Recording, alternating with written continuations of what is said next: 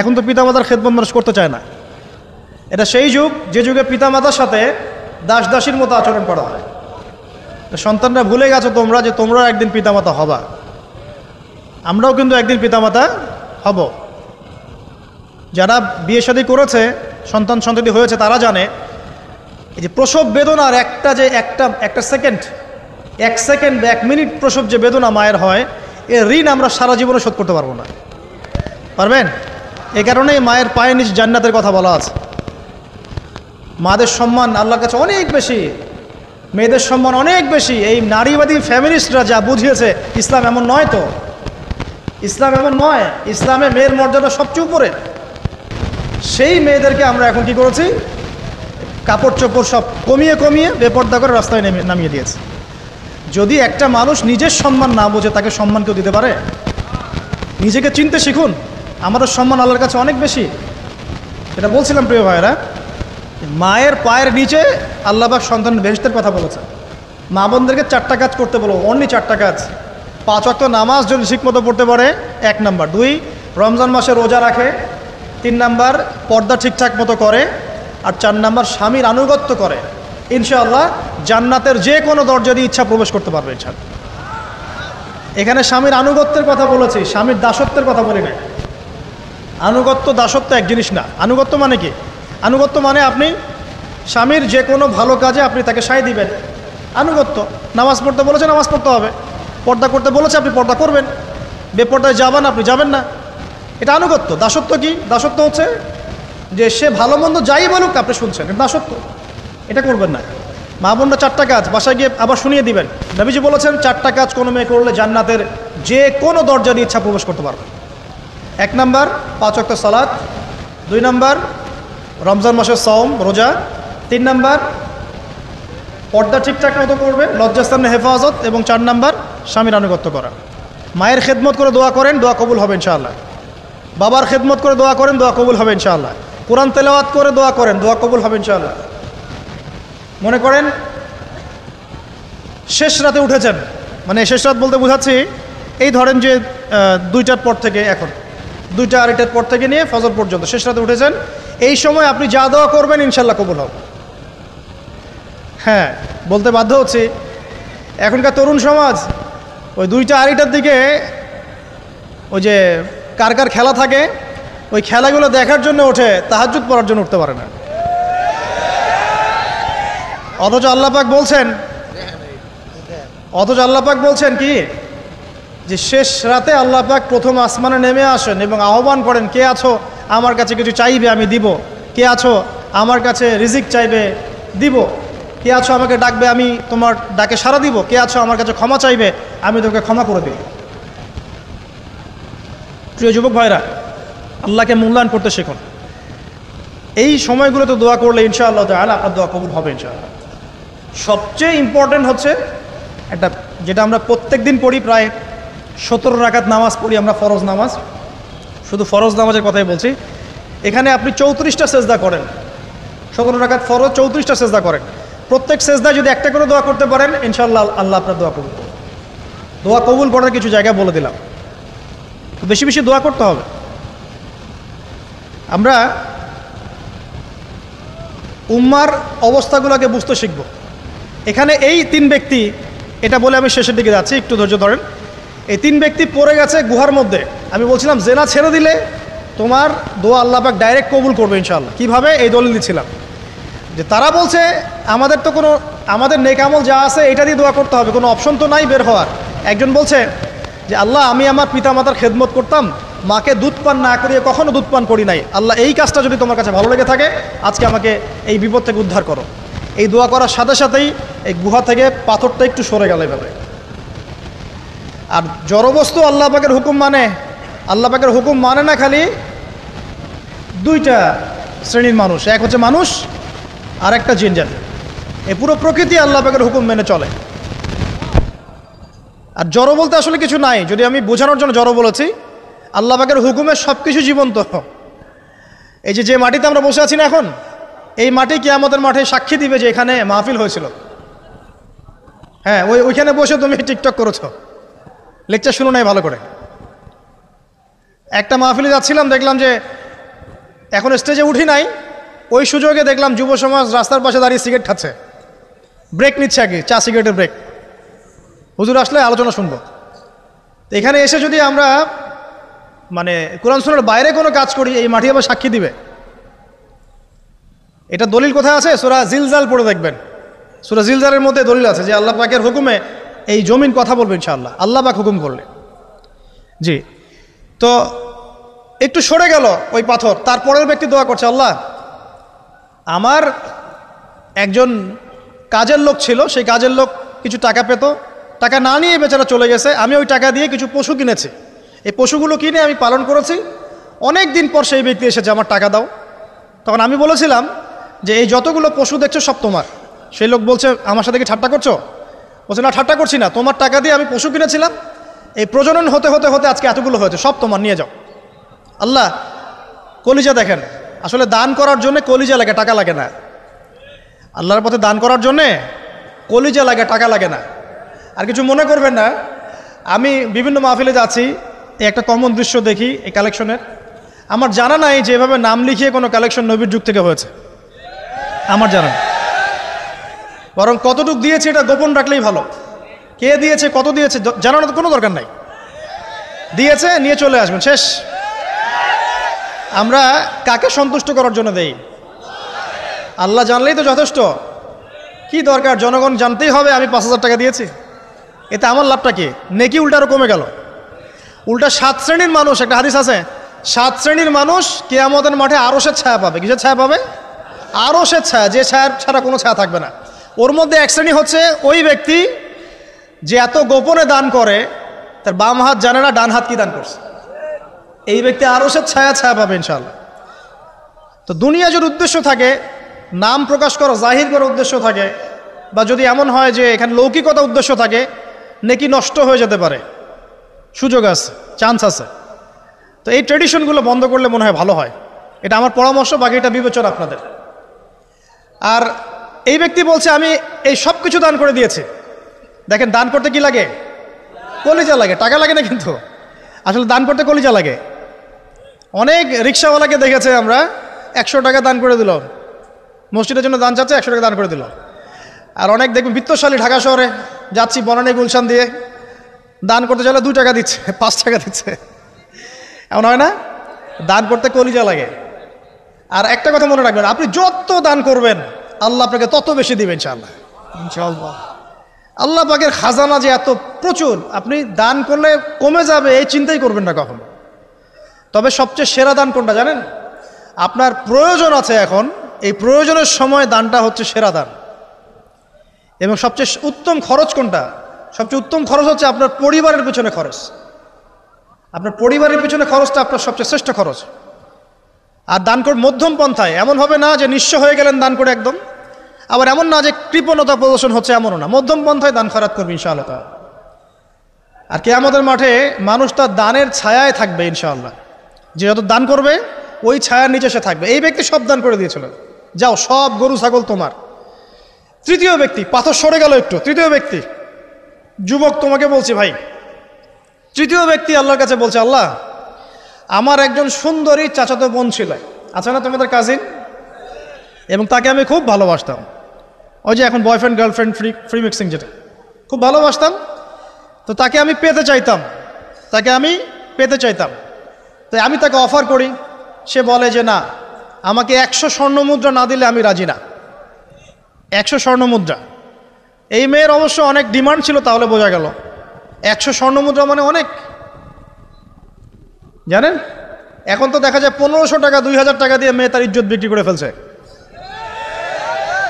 100 স্বর্ণ মুদ্রা, আর কাউকে কিছু দেওয়াই লাগে না, এমনি বিক্রি করে ফেলে। কত যে প্রশ্ন আসে আমাদের কাছে, যে ভাই বা হুজুর বা ভাইয়া ওস্তাদ, কত জীবনে এক পর্যায়ে ভুল করেছি, এরকম জেনায় লিপ্ত হয়ে গিয়েছিলাম, প্রেম করেছি ইত্যাদি, আমি কী করবো, আমার কি ভালো হওয়ার রাস্তা আছে কিনা, বা আমি তওবা করে ফিরে আসছি, আমি কি এখন বিয়ে করতে পারবো কিনা। প্রশ্নের শেষ নাই।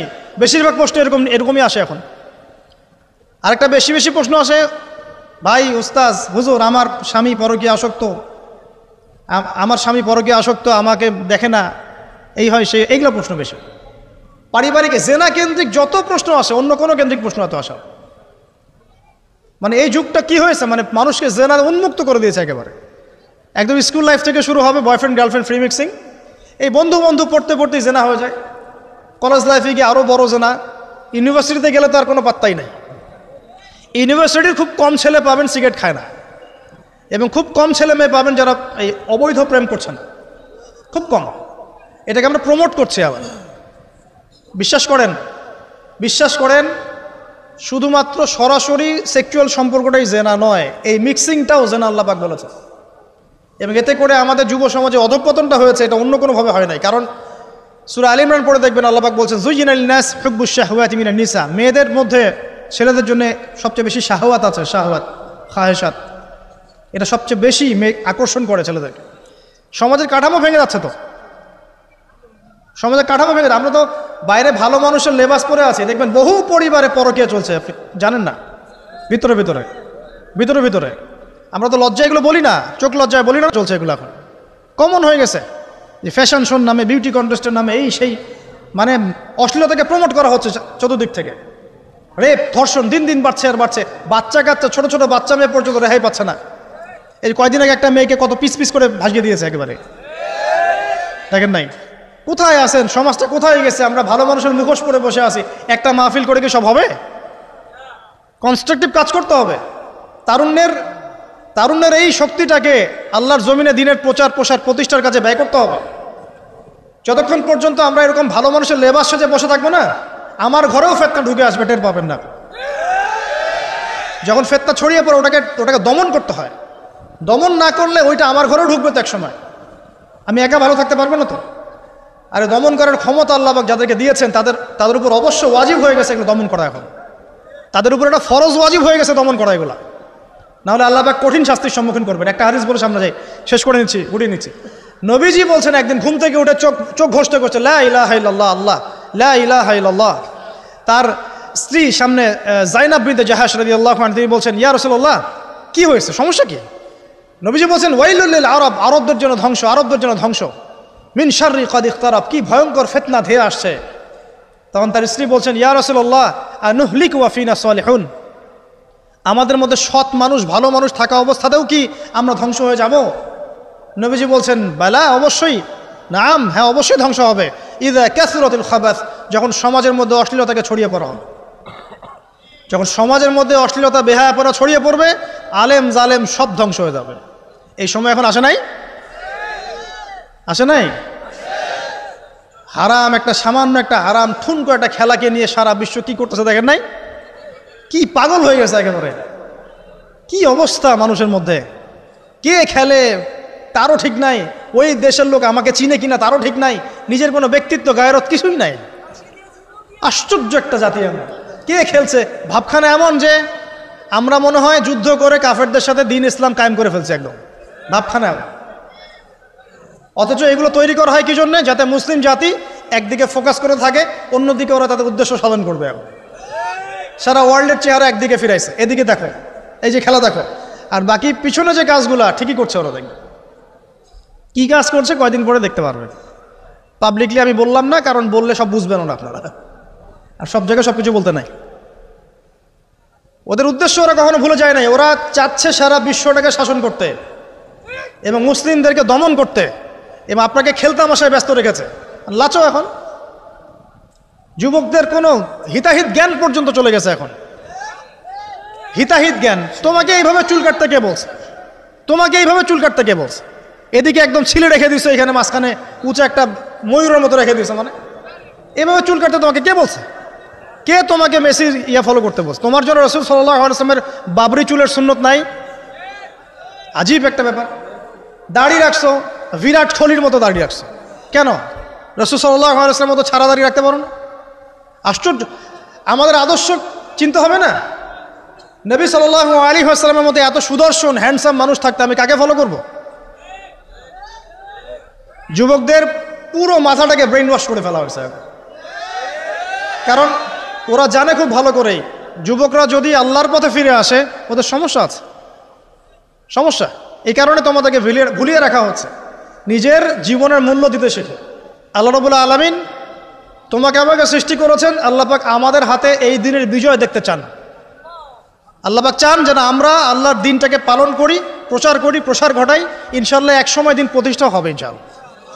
আর আমরা যদি খেলতামাশায় মত্ত থাকি তাহলে দিনের প্রচার কে করবে, প্রসার কে করবে? আর সব কি ওলামায়ে কেরামের দায়িত্ব? সাধারণ মানুষের কোনো দায়িত্ব নাই? সবাই এখন এই যে ডক্টর হতে চান, ইঞ্জিনিয়ার হতে চান, ভালো কথা, হন। এবং সবসময় দেখা যায় আলেম ওলামাদের সবার ভুল ধরার চেষ্টা করতে থাকেন। আপনি নিজে আলেম হচ্ছেন না কেন? তাহলে আপনি নিজে আলেম হন না কেন? নিজে একজন মুফতি হচ্ছেন না কেন? নিজে একজন মুহাদ্দিস হচ্ছেন না কেন? এতই যদি ভুল ধরতে পারেন অনলাইনে, আপনি নিজে একজন আলেম হয়ে দেখান না কেন? তারপর দুটো কথা বলেন যাদের সামনে, দেখেন মানুষ কীভাবে রিসিভ করে। কত সহজ এই কাজটা। নিজে কিছু করছেন না, সারাদিন মানুষের পিছনে লেগে আছে। দেখবেন কিছু মানুষ আছে এই মুসলিম সমাজের মধ্যেই, আমি তো লম্বা করে ফেলছি হয়তো বা, মুসলিম সমাজের মধ্যেই কিছু মানুষ ইসলামের লেবাস পোশাক পরেই আছে, কিন্তু এরা মুসলিমদেরকে ছোটোখাটো বিষয়ে ব্যস্ত রেখেছে। হাত বাঁধা, রফুলিয়া দেন, জোরে আমিন, পায়ে পা, এই কিছু কিছু সিলি বিষয়ের জন্য বলছি যে বড় বড় বিষয়গুলো বাদ দিয়ে ছোটোখাটো বিষয়গুলো কিনে উম্মাকে ইখতিলাফে ব্যস্ত রেখে দিয়েছে। ভাবখানে এমন যেন ইসলামের সব বিষয় প্রতিষ্ঠা হয়ে গেছে, এখন এই 4টা বিষয় বাকি আছে। ভাবখানে এমন, অথচ সারা ওয়ার্ল্ডের মধ্যে ইসলাম আস্তে আস্তে সংকুচিত হয়ে গেছে। আমরা কবে স্মার্ট হব? প্রিয় ভাইরা, মনে রাখবেন আমরা সবাই মিলেই মুসলিম জাতি। পলিটিক্যাল লিডার্স আছেন, প্রশাসনের লোক আছেন, আমাদের যুবক যুবতী, তরুণ তরুণী, সবাই মিলেই আমরা এই উম্মা জাতি। আমরা কেউ কারো শত্রু নই, কেউ কারো দুশ্মন নই। সবার মধ্যে ভালো কিছু পাবেন, ভালো নিয়ে নেন, খারাপটা ছেড়ে দেন। উম্মাকে ঐক্যবদ্ধ করার চেষ্টা করেন। এই ছোটোখাটো বিষয়গুলোকে ইখতিলাফ বন্ধ করেন, আল্লাহর ওয়াস্তে বন্ধ করেন। বড় বড় বিষয়গুলোর দিকে ফোকাস করেন, তরুণদেরকে শিক্ষিত করেন, আদর্শ পরিবার করেন, শিক্ষা অর্জন করেন, জ্ঞান অর্জন করেন, বড় আলেম স্কলার হন, বিশ্বকে নেতৃত্ব দেন। পলিটিক্স করলে ভালো করে করেন, যাতে করে আপনার দ্বারা দুনিয়ার দিনের খেদমত হয়, আলহামদুলিল্লাহ। ইকোনমিক্স হলে ভালো করে হন, বিজ্ঞানী হলে বড় বিজ্ঞানী হন, মানে আপনি বড় স্বপ্ন দেখেন। ইয়াং জেনারেশনকে নিয়ে আসেন ইসলামের দিকে, তাদের দ্বারা ইনশাআল্লাহ ইসলামের বিজয় হবে। ওই যুবক বলছে, আল্লাহ আমার এই চাচাতো বোনকে পেতে চাইতাম, সে 100 স্বর্ণমুদ্রা চেয়েছে। 100 স্বর্ণমুদ্রা সে বহুত কষ্ট করে অর্জন করে শেষমেশ ওকে দিল। দেওয়ার পর বলছে এখন আমাকে দাও। এখন সে প্রস্তুত, শুরু করবে, মানে দুজন কাছাকাছি এসে গেছে, এবার সেক্সুয়াল সম্পর্ক শুরু হবে কেবল। এই হওয়ার সময় এই মেয়ে বলে বসছে যে হে আল্লাহর বান্দা, আমি আমার সতীত্ব এতদিন পর্যন্ত হেফাজত করেছি, আল্লাহর দোহাই লাগে আমার সতীত্বটা নষ্ট করো না। কে বলছে? এই মেয়েটা বলছে। এবার এই ছেলে তাৎক্ষণিক সেখান থেকে উঠে গেল। হাদিসে এমন শব্দ এসেছে যে সেই ছেলে ওই মেয়ের মানে মাঝখানে বসে পড়েছে আর কি। ওখান থেকে সে উঠে গেল, উঠে স্বর্ণমুদ্রাও নিল না, স্বর্ণমুদ্রা রেখে দিয়ে সে আল্লাহর ভয় সেখান থেকে উঠে চলে আসলো, জেনা করলো না। সে বলছে আল্লাহ, ওই কাজটা যদি আমি তোমার ভয়ে করে থাকি, তুমি যদি জানো, আজকে এই পাথরটা এখান থেকে সরিয়ে দাও আল্লাহ। আল্লাহ পাক সেই পাথরটা পুরো সরিয়ে দিলেন এখান থেকে। চাক্ষুষ মৃত্যুর হাত থেকে আল্লাহ পাক বাঁচালেন কোন ওসিলায়? জেনা থেকে দূরে থাকার ওসিলায়। প্রিয় যুবক ভাই এবং যুবতীদেরকে বলবো, চারিত্রিক পবিত্রতা হেফাজত করেন, আল্লাহর ওয়াস্তে নিজের জীবনটাকে পবিত্র করেন, দিনের ইলম অর্জন করেন, বেশি বেশি আমল করেন, ভালো কাজে ব্যস্ত থাকেন, সমাজ কল্যাণমূলক কাজ করেন, বেশি ভালো কাজে ব্যস্ত থাকেন। খারাপ সার্কেলের সাথে মিশিয়েন না, ভালো সার্কেলে মিশেন। আলেম ওলামার সাথে সম্পর্ক রাখেন, মাদ্রাসার সাথে একটু যোগাযোগ রাখেন, দিনী হালাকাগুলোয় বসেন। এই অহেতুক ফাহেসা কাজগুলোতে সময় নষ্ট করেন না। কোরআন তেলাওয়াত করেন, বেশি বেশি পড়েন, দিনী বইপত্র পড়েন। এই যে ভ্রাম্যমাণ লাইব্রেরিগুলো আছে না, বই পড়েন। আমি বলছি না শুধু ইসলামিক বই পড়তে হবে আপনাকে, আপনি অর্থনীতির বই পড়েন, সমাজবিজ্ঞানের বই পড়েন, রাষ্ট্রবিজ্ঞানের বই পড়েন, জিওপলিটিক্যাল বইগুলো পড়েন, কোরআন সুন্নাহ তো পড়বেনই, শিক্ষিত হন ইনশাআল্লাহ তাআলা। আজ হোক আর কাল হোক, আমরা বিশ্বাসী ওই যে যুগটা ছিল, যে যুগে মুসলিমরা সারা বিশ্ব দাপটের সাথে দাপিয়ে বেরিয়েছে আর কি, প্রত্যেকটা ডিপার্টমেন্ট মুসলিমরা রুল করেছে, ইনশাআল্লাহ আবারও সেই সময় ফিরে আসবে ইনশাআল্লাহ। আমরা বিশ্বাস করি আল্লাহ রাব্বুল আলামিন তার রাসূলের মাধ্যমে জানিয়েছেন যে ফিতনাময় পরিবেশটা চিরস্থায়ী হবে না। এখন হয়তো ফিতনা চলছে, কিন্তু এরপরে আসবে ইনশাআল্লাহ তাআলা আল মাহদির যুগ। কার যুগ? ইমামুল মাহদির যুগ আসবে ইনশাআল্লাহ। তারপরে ঈসা ইবনে মারইয়ামকে আল্লাহ পাক পাঠাবেন এবং যত দুশমন আছে ইসলামের সবার সাথে সরাসরি ব্যাটল হবে, হাদিসে বলা আছে, কিছু করেন ভাই। এবং সেই যুদ্ধগুলোতে মুসলিমরা জিতবে ইনশাআল্লাহ।